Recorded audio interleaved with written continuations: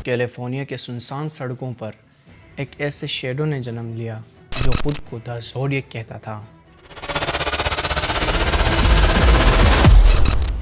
वो एक silent killer था जो अपने विक्टिम्स को बेरहमी से कत्ल करता और अपने खून से भरे किलिंग्स को मीडिया और पुलिस के साथ मजाक समझता। हर कत्ल के बाद क्रिप्टिक लेटर्स और सीक्रेट कोड्स छोड़ता जो आज तक सॉल्व नहीं हो सके। उसकी प्रेजेंस ने पूरी कैलिफोर्निया को एक अजीब सी दहशत में डाल दिया। हर एक शख्स को लगता था कि अगला विक्टिम वो खुद होगा। और आज भी कई सालों बाद ज़ोडिएक का नाम सुनकर लोगों के रगों में खून जम जाता है। Zodiac, a symbol that now stands for terror in San Francisco. Today there was a possibly significant development in the terrifying case of the man who calls himself Zodiac. That was the voice of a man who called himself the Zodiac Killer. Zodiac killer का असल नाम आज तक एक mystery है, लेकिन theories और investigations के मुताबिक कुछ लोगों को यकीन है कि वो एक इंटेलिजेंट, कोल्ड हार्टेड और एक डिस्टर्ब्ड इंसान था। कहा जाता है कि उसका बचपन ट्रॉमेटिक था, जिसमें वो साइकोलॉजी अब्यूज़ और आइसोलेशन का शिकार था। चाइल्डहुड में उसकी पर्सनैलिटी काफ़ी इंट्रोवर्टेड रही होगी, लेकिन उसके अंदर का असल डार्कनेस उसके एक्शंस और उसके वर्ड्स में दिखाई देता था।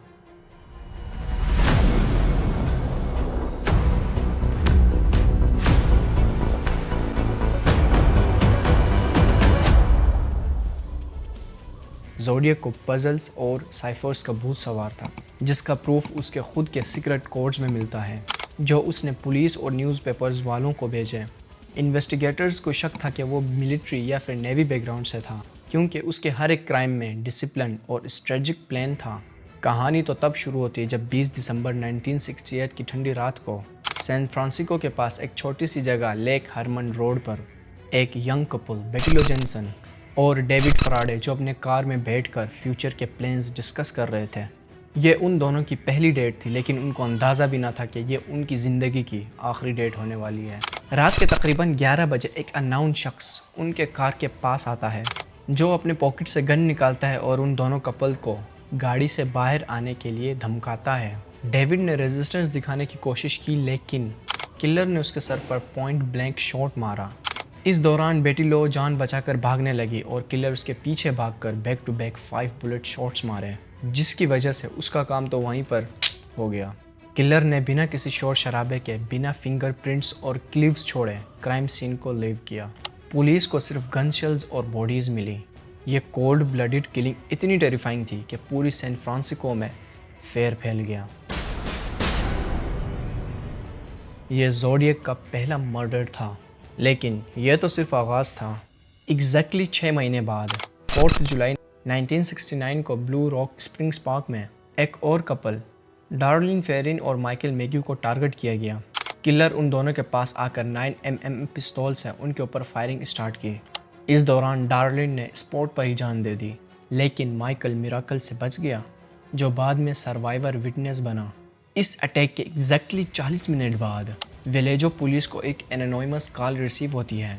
कॉल करना एक डीप क्रिपी वॉइस कहता है, आई am the one who killed those kids last year and tonight I killed again. उसने अपनी आइडेंटिटी छुपाने के लिए क्रिप्टिक कोड्स और सिंबल्स यूज़ किए जो आज तक सॉल्व नहीं हो सके।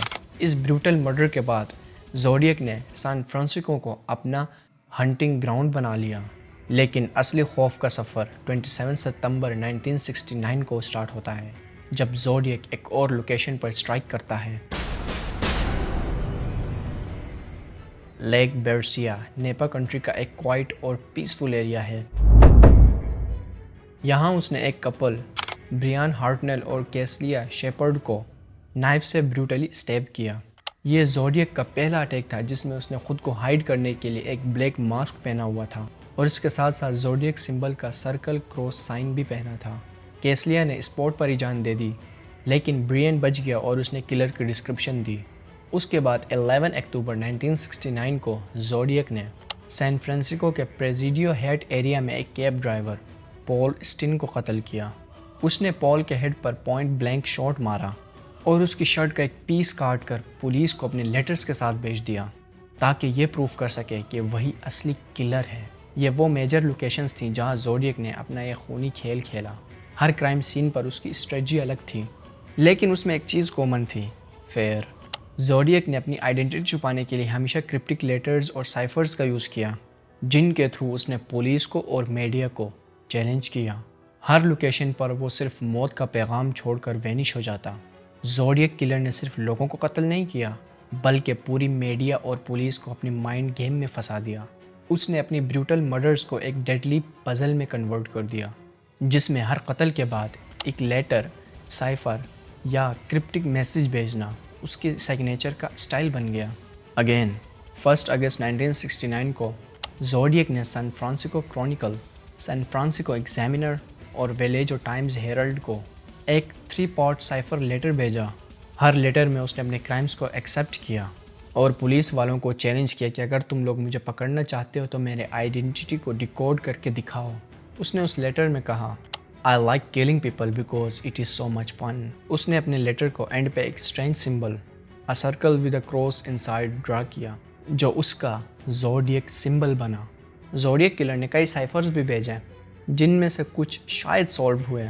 पहला साइफर जो उसने भेजा उसका नाम 408 साइफर था, जिसे एक मैरिड कपल डोनाल्ड और बेटी हार्डन ने सॉल्व किया। इस साइफर का मैसेज था, I M killing people because it gives me enjoy, I will never reveal my identity because you will stop me. इसके बाद दूसरा उसका 340 साइफर था। यह सबसे फेमस साइफर है, जो कि 51 साल बाद 2020 में सॉल्व हुआ। इसमें ज़ोडिएक ने कहा था, I am not afraid of the gas chamber because it will send me to paradise. इसके अलावा ब्लू रॉक स्प्रिंग मर्डर के बाद ज़ोडिएक ने पुलिस को डायरेक्टली एक क्रिपी कॉल की, I am the one who did it and I will kill again once again. Zodiac ने एक और साइफर भेजा जिसमें उसने कहा कि इस साइफर को डिकोड करने से मेरी आइडेंटिटी रिवील हो जाएगी, लेकिन वो साइफर आज तक सॉल्व नहीं हो सका। और वो साइफर था, the zodiac is watching you. उसने अपने एक लेटर में भी लिखा था, I am watching the school kids, I will shoot them from the bus. ये लेटर पूरी सैन फ्रांसिस्को को एक खौफ में डाल दिया। ब्रो ज़ोडिएक ने ना अपने साइफर्स और टॉन्टिंग लेटर से पूरी सैन फ्रांसिस्को को एक साइकोलॉजिकल टॉर्चर दिया। उसका मेन गोल था फेयर क्रिएट करना, और वो अपने मिशन में कामयाब रहा। ब्रो अब मैं जो सीन बताने जा रहा हूँ ना, इससे आपकी रातों की नींदें उड़ जाएंगी। ज़ोडिएक किलर ने पूरी सैन फ्रांसिस्को को 1968 से 1974 तक अपने खौफ का शिकार बनाया। उसने अपने लेटर्स में 37 मर्डर्स क्लेम किए थे, पुलिस को टॉन्टिंग लेटर्स भेजे, क्रिप्टिक साइफर लिखा और फिर एक लेटर लिखकर मिस्ट्री बन गया और फिर वैनिश हो गया। ज़ोडिएक किलर का लास्ट लेटर 29 जनवरी 1974 को सैन फ्रांसिस्को के क्रॉनिकल्स को मिला। इस लेटर में उसने लिखा था, me is equal to 37, SFPD is equals to 0, यानी मैं 37 लोगों को मार चुका हूँ और तुम लोग 0 प्रोग्रेस पर हो। उस लेटर का टाइटल था द एग्जॉर्सिस्ट लेटर, क्योंकि उस टाइम एक famous movie the Exorcist horror movie release हुई थी और ज़ोडिएक ने कहा था कि ये movie the best comedy movie है। ब्रो समझ रहा है, हर एक बंदा उस मूवी को देखकर डर रहा था और ज़ोडिएक उस मूवी पर हंस रहा था। इसके बाद एकदम से वो डिसअपेयर हो गया।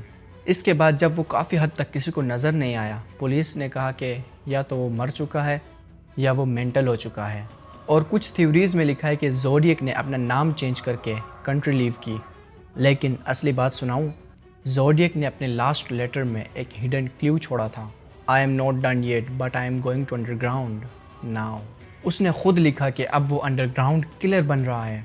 वंस अगेन 4 साल बाद 1978 में एक और लेटर आया जिसमें ज़ोडिएक ने लिखा था, I am still here and I will never be catch. लेकिन पुलिस को लगा कि ये लेटर असली ज़ोडिएक का नहीं बल्कि किसी कॉपीकैट किलर का है। ज़ोडिएक आखिरकार इतना स्मार्ट क्यों था? वो हर किलिंग में ग्लव्स पहनता था ताकि फिंगरप्रिंट्स न पकड़े जाएं। उसका DNA कभी नहीं मिला क्योंकि वो सिगरेट्स को टिश्यू से पकड़ता था। उसने intentionally different hand writing use की। हर क्राइम के बाद रैंडम विक्टिम्स को टारगेट किया ताकि पैटर्न समझ ना आए। ज़ोडिएक का खौफ आज भी सैन फ्रांसिस्को के लोगों के अंदर ज़िंदा है। उसके साइफर्स आज भी लोग इंटरनेट पर क्रैक करने की कोशिश करते हैं। और ब्रो अभी भी कुछ डिटेक्टिव्स बिलीव करते हैं ज़ोडिएक किलर ज़िंदा है। बट वेट, ज़ोडिएक की लास्ट मिस्ट्री तो अभी भी बाकी है। This is the zodiac speaking. I am watching you all and I will kill again. Bro, अब मैं जो आपको सुनाने जा रहा हूँ ना, ये सैन फ्रांसिस्को की सबसे डार्क और अनसॉल्व्ड मिस्ट्री है। ज़ोडिएक ने अपने लास्ट लेटर 1974 को जो भेजा था उसमें लिखा था, I am not done yet but I am going to underground now. इसका मतलब उसने अपना खूनी खेल बंद नहीं किया था बल्कि चुपचाप डिसअपेयर हो गया। द शॉकिंग थ्योरी ये था कि 2021 में एक ग्रुप ने उसका असली नाम रिवील किया, एक American cold case group. The case breakers ने 2021 में क्लेम किया कि ज़ोडिएक किलर का असली नाम गैरी फ्रांसिस पोस्ट था। पोस्ट का फेस एग्जैक्टली ज़ोडिएक किलर के पुलिस स्केच के साथ मिलता था। उसकी डेथ 2018 में हुई थी और सबसे शॉकिंग वाली बात, उसकी फ्रेंड सर्कल ने बाद में एक्सेप्ट किया कि पोस्ट उनको ज़ोडिएक किलर वाली बातें बताता था। तो क्या ज़ोडिएक की डेथ हो चुकी है? ब्रो, हॉनेस्टली कुछ लोग मानते हैं कि गैरी पोस्ट ही असली ज़ोडिएक किलर था और वो 2018 में मर चुका था। लेकिन कुछ एक्सपर्ट्स का कहना है ज़ोडिएक ने सिर्फ अपनी आइडेंटिटी शिफ्ट की है और वो अब भी कहीं ना कहीं से हम सबको वॉच कर रहा है। ज़ोडिएक ने अपनी 37 मर्डर्स का प्रूफ कभी नहीं दिया, लेकिन हर लेटर में सिर्फ एक क्लू छोड़ता था। ब्रो, सच तो ये है ज़ोडिएक शायद अभी भी कहीं ना कहीं ज़िंदा है या फिर उसका लीगेसी किसी और किलर को ट्रांसफ़र हो चुका है। ज़ोडिएक की लास्ट वार्निंग ये थी, आई am not dead yet, I am still watching.